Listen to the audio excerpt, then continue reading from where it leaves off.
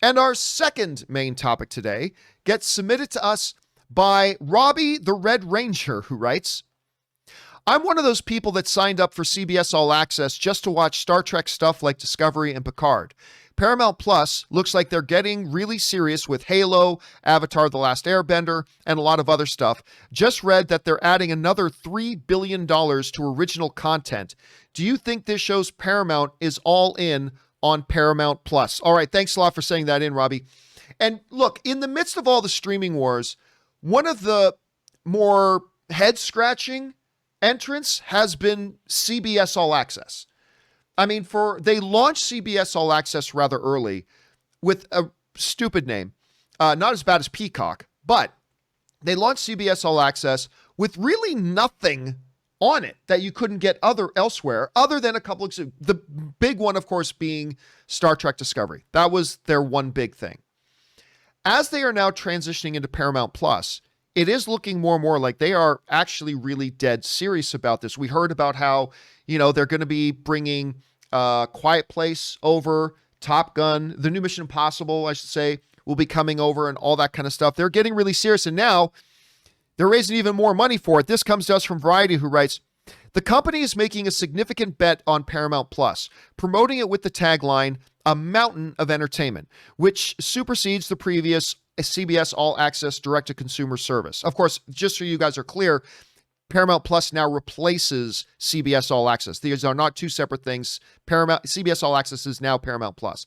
Viacom CBS tallied some 29 million subscribers for its streaming platform, which is more than I thought it would have got, for its streaming platform worldwide as of Q4 2020, and is targeting 65 to 75 million subscribers by 2024. They're also saying, Rob, within the next couple of years, they're targeting not only bringing over content that's a part of their library, of the Viacom library but they say they're targeting $5 billion a year for original programming and content. They're going to be doing this, starting with selling more stocks and more shares. And by the way, their stocks have doubled in the last couple of months. So something is working for them. Their stock value has doubled in the last couple of months. They're selling more stocks to raise $3 billion that's going to be exclusively used for original content on Paramount Plus. Rob, we've seen Disney Plus, HBO Max, Amazon, whatever, get a much bigger head start. Paramount seems to be serious about this. Do you think they can be a real player in these streaming wars? Well, I mean, as we always say, I think it comes down to one thing, and that's the content they provide. Obviously, they have access to Paramount Pictures' vast back catalog. I hope that they aggressively remaster a lot of their titles, make them available in 4K on the streaming service and in Dolby Atmos and in Dolby Vision if they can. And their new programming, I mean, they're doing that series about the making of The Godfather that I want to see. I think it's called The Offer.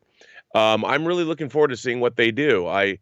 All I can say, John, is I'm looking forward to seeing some good Star Trek on the platform. I hope Strange New Worlds is great. But like everything else, they have to have great new content that drives subscriptions. What do you think, with the new plan of moving like their Paramount stuff over to, like things like A Quiet Place, things like the new Mission Impossible? How big of a deal do you think that's going to be for them moving forward? I think it's huge.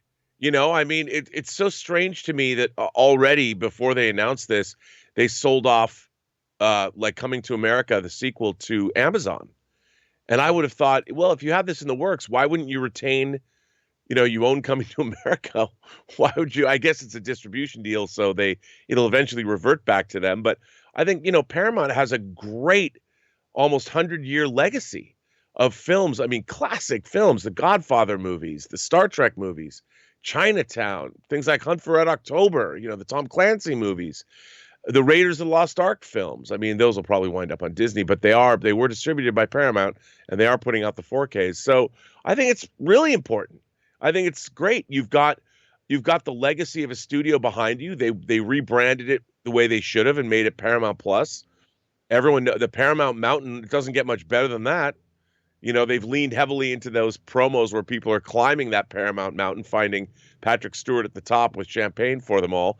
I mean, that's the way to brand your new service. I'm excited. I've always loved Paramount. I want this to succeed. It'll be interesting to see if they can get some momentum going. They certainly, I'll tell you what, these new ads they were putting out with like all their stars climbing up the snowy mountain and stuff like that, I actually thought those were pretty good. I thought they worked. They've announced that they're here. They're going to be a player, so it's going to be interesting to see. Question is, guys, what do you think about this? Paramount, Viacom, CBS is getting serious. They are pouring billions into this thing.